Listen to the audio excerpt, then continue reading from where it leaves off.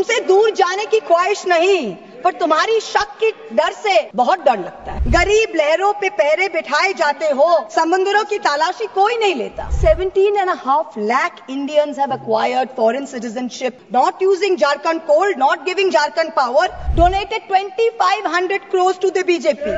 I've been allotted 18 minutes by my party, so I hope I'll be able to get the entire 18 minutes. I'm starting my stopwatch now. I rise today on behalf of the All India Trinamool Congress to dissect and oppose the Finance Bill 2526. Albert Einstein famously said that the hardest thing in the world is to understand income tax. Similarly, we find it very hard to understand why this government's taxation policy continues to widen the stark divide between the two Indias. A Kuber's India for the elite and the privileged, and another, Vishwakarma's India, for the masses who are bearing the brunt of this government's economic mismanagement.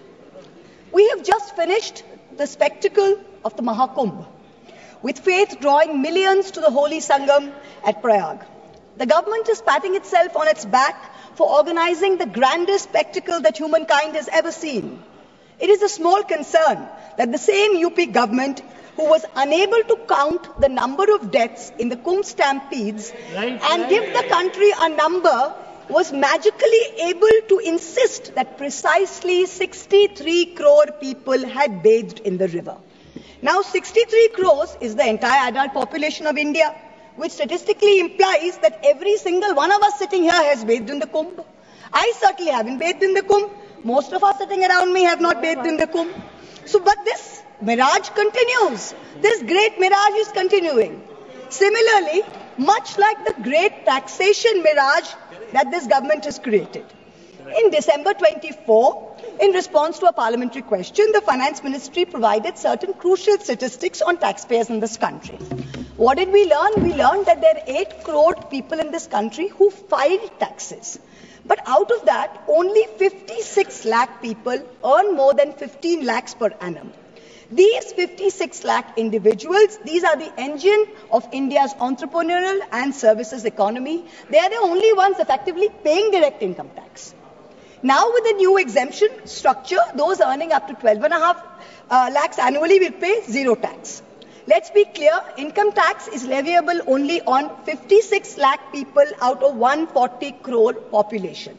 Yet, we have a massive income tax department with supernormal snooping, police-like powers and unchecked discretion operating under the pretense of enforcement. What is the purpose of this? The 56 lakh people at least have a graded tax system, but for the rest of India, Vishwakarma's India, there is no relief. For the 139 crore people in Vishwakarma's India, GST is the great equalizer, but in the most regressive way possible. In financial year 23-24, the Government of India collected 20 lakh crores in GST, which comes to about 15,000 rupees per person. So a billionaire and a daily wage earner both pay GST on food, on transport and essential commodities. The government has done nothing to alleviate this burden. There is no discussion on reducing indirect taxes on essential commodities, no roadmap to ensure fairer wealth distribution.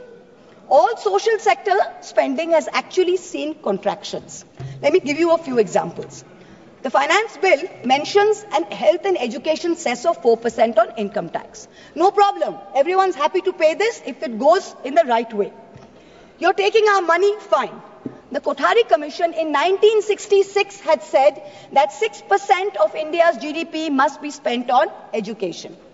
Successive national education policies, including NEP 2020, insisted 6% of GDP must be spent on education. What are we spending today? Around 4.5%. What is China spending? 6.2%. This government's own national health policy of 2017 said that public health must account for 2.5% of GDP. What is this government spending today in the last budget? 1.94%. We must be the only country with a declining spending in health. The last few years, we have come down from 2% to 1.94%. So, Madam Finance Minister, wherever you are, I hope you're listening to me. Taxpayers don't mind paying extra cess for health and education, but at least spend it. Give the country what it deserves. Food subsidies have been slashed even as inflation has bitten into rural households. Between January and December of 2024, rural inflation was 5.4%, a full 100 basis points higher than urban inflation, mainly driven by higher food prices. Manrega is still underfunded. Last year's allocation was 86,000 crores. This year's allocation is also 86,000 crores, even though there's higher demand. If you pay West Bengal its 7,000 crores, which it is due, then you are even decrease the outlay even more. This time you guillotined the food and public distribution demand for grants. There was no discussion. Yet there are certain points that everyone needs to know.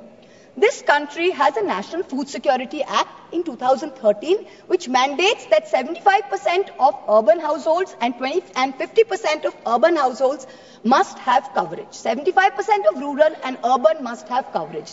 Today, 81 crore people are getting 5 kg of free rations per month by this government. This is dependent on the 2011 census.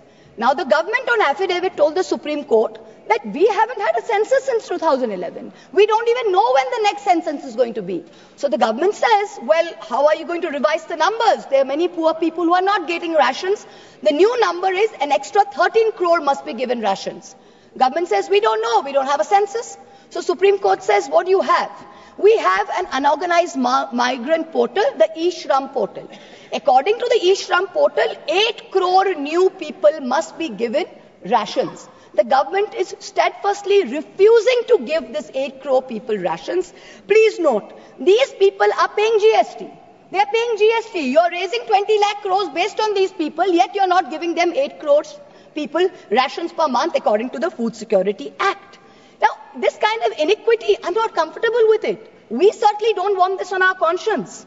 Certainly not. Now what we're talking about is that when you go to, you keep saying democracy, democracy, democracy. The Honorable Prime Minister is talking to podcasts all over the world talking about freedom to criticize and democracy and democratic processes. We welcome it. But for a democracy to function, it is vital that its electoral processes be above board and above question. The legislative department in the law ministry is the nodal department which controls all spending for elections, for polls, for appointment for the poll members. The Honorable Finance Minister this year allocated 300 crores for voter ID cards, allocated 600 crores for election expenses, allocated 19 crores for EVM machines. But here we have an election commission that is refusing to give 100% VVPAT paper trails. It is refusing to make 17C forms public. It is refusing to give us new additions and deletions to the voter list. It is refusing to explain how duplicate EPIC cards are being issued in Murshidabad and in Gujarat. So spend taxpayers' money, but use it in the right way. We need some answers. Now let us examine the myth and the reality of this government's growth story. The Honorable Finance Minister claimed that India will grow at 6.5% next year. This forecast, by the way, is down from 9.2% predicted in 23-24. Just before he became RBI Governor, former Revenue Secretary Sanjay Malhotra in December warned government tax officials that they should not kill the proverbial golden goose with their demands.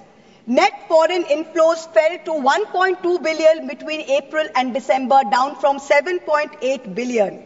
Private investment is weak. Manufacturing is stagnating at 17% of GDP. Rural unemployment is 9%. Fiscal deficit has come down to 4.4%. Agreed. But that's not happened because of revenue growth. That's happened because you've cut essential spending to the poor. This is economic mismanagement, not fiscal prudence. The government's obsession with corporate incentives has only favored big businessmen, where small businesses and laborers have got hurt. You slashed corporate income tax in 2019 from 30% to 22%. Has private investment picked up? No. So who have these tax cuts benefited? Let me look at just one example. Let's not forget that all tax rules are written for Vishwakarma's India, not for Kuber's India, not for favorite businessmen. When it comes to crony capitalists, there are special rules. Please listen. In 2016, there was a rule that there can be no SEZ which has only a power plant. No power plant, only SEZ.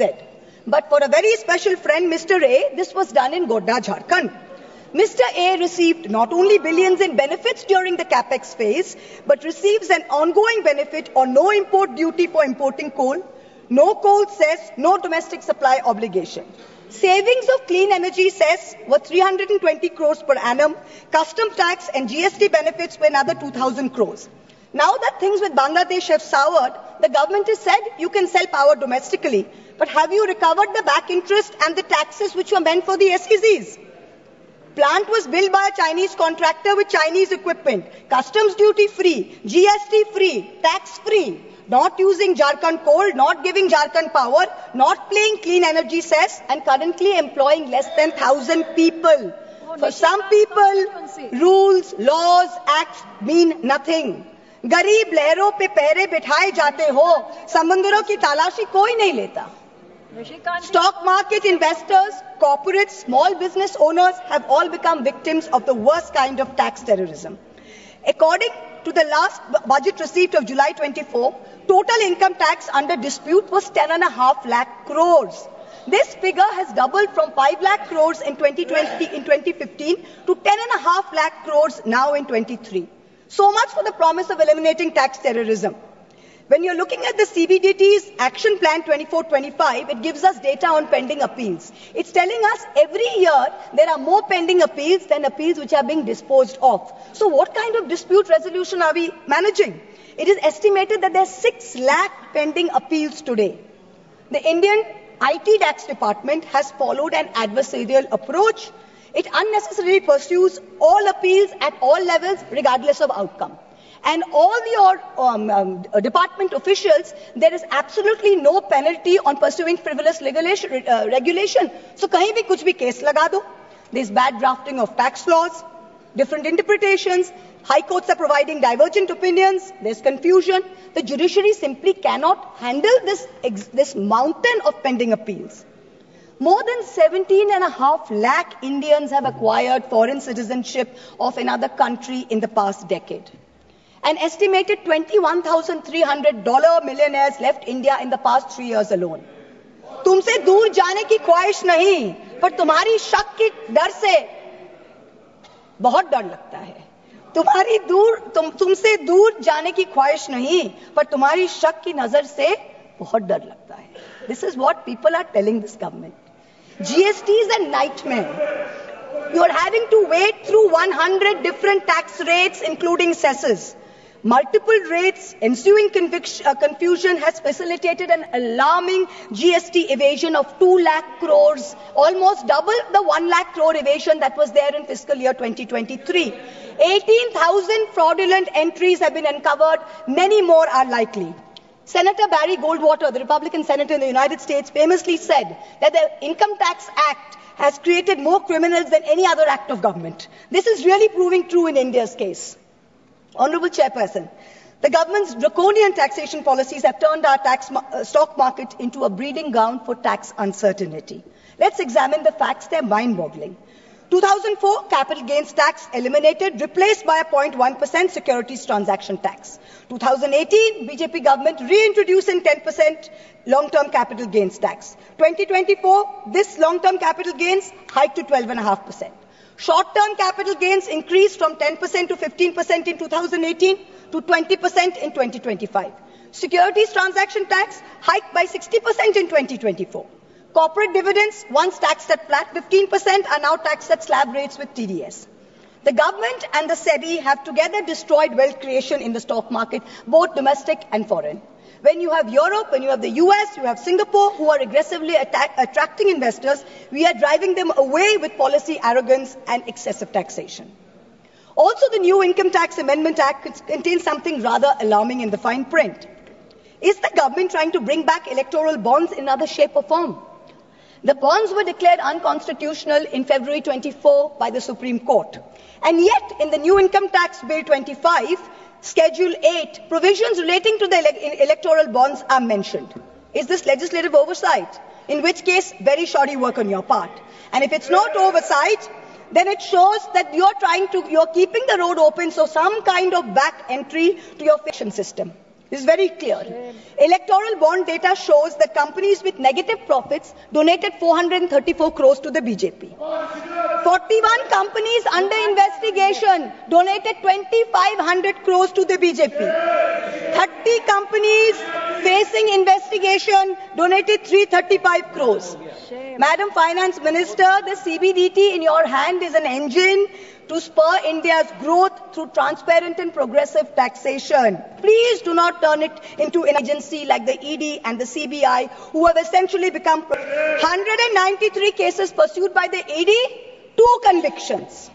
2 convictions. 97% of ED cases are against opposition politicians. 23 of 25 switch to cases were dropped. We are now truly in an Orwellian state. The finance bill doesn't merely focus on taxation. It gives the government sweeping powers of surveillance under the guise of preventing tax evasion. The government now seeks the right to monitor emails, see social media accounts, private messages. The finance ministry can share this data with the enforcement directorate, with the IT department and all other agencies. If 97% of this country is tax exempt, then who will the tax authority scrutinize? The poor 3% who are actually paying taxes. Who are the hardworking individuals who are propping up the service sector? Instead of using Pegasus secretly, the government is now openly spying in the name of suspicion. The new income tax law enables the sharing of information across 10 government agencies. Is this the government's idea of respecting tax-paying citizens who are funding its coffers? I've got time, madam, 2 minutes. While I always try and stick to the narrow confines of a topical debate, I am now going to take a cue from the Honourable Prime Minister, who so effectively managed to speak about Vasudhaiva Kutumbakam when asked a pointed question by the US media about crony capitalists and their accountability to the law. So I too am digressing to speak on an issue which has immense controversy and intrigue attached. The story about a bundles of currency notes discovered in the outhouse of a judge of the Delhi High Court. Now, the veracity of the incident is still being ascertained, but the media has gone to town debating whether the appointment of judges and how the government of the day must have a preponderant say in the appointment process. We saw the Sushant Singh Rajput case suicide and how an innocent woman was vilified by the media, name dragged through the mud. Same thing happened in my case. Now you see this media are trying to mahol banao. They are trying to toe the government line to suborn the higher judiciary. Someone who cannot be named in this house, who presides over a neighbouring chamber, has already added his 2 cents and said how he thinks that the government should do away with the collegium system. Mark my words, just like the Election Commission has been emasculated by the government takeover of its appointments process, this brouhaha and media plans are the beginning of an effort to bring back something like the NGAC with complete government control and do away with the collegium system. No amount of money apportioned to the judiciary will be of any avail unless its independent character is zealously guarded. This is something that we in this House must be allowed to debate. Coming back to the finance bill, it is nothing but a testament to this government's flawed economic vision. I oppose this bill because it taxes the wealth creators, ignores, I've got 10 seconds, madam, ignores the poor and empowers the government with unchecked powers of intrusion. India deserves better. I end by quoting George Orwell in 1984. Every record has been destroyed or falsified, every book rewritten, every picture has been repainted, every statue and street building has been renamed, every date has been altered. And the process is continuing day by day and minute by minute. History has stopped.